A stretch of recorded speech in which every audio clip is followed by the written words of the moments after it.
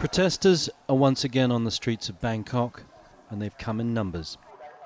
Several thousand people gathered around the symbol of Thai democracy that's been fenced off since the military coup of 2014. As the police tried to fence protesters in, they pushed back in numbers and won. This was unlike the pop-up demonstrations of recent years. They were determined to make their voice heard and to stay put. As evening fell, more scuffles broke out between protesters and suspected plainclothes police thought to be attempting sabotage. Passions were running high, but the protesters were clear in their demands. University students, young professionals, these were the people who voted for change in elections last year, only to see their party dissolved. On a makeshift stage, calls for change, the dissolution of parliament, changes in leadership, and constitutional reform.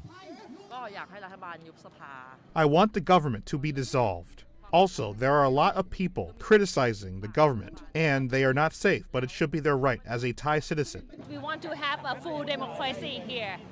The one that we can criticize our leader, and we can examine them, we can evaluate them, and we can talk about this is correct or not correct or something. So I think that's our goal.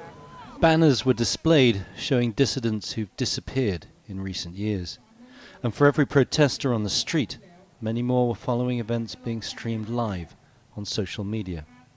The military-dominated government has shown little tolerance for this sort of protest, but while reinforcements arrived, the police stood back and watched. While we've seen very few protests on the streets of Bangkok in the past 12 months, there has been increasing unhappiness expressed in social media and behind closed doors. Tonight, young people appear to have come out on the streets, and against expectations, the numbers are increasing, not fading away. They say they're not going to retreat until their demands are met. The question at this stage is whether the authorities are going to let them remain here. Tony Cheng, CGTN, Bangkok.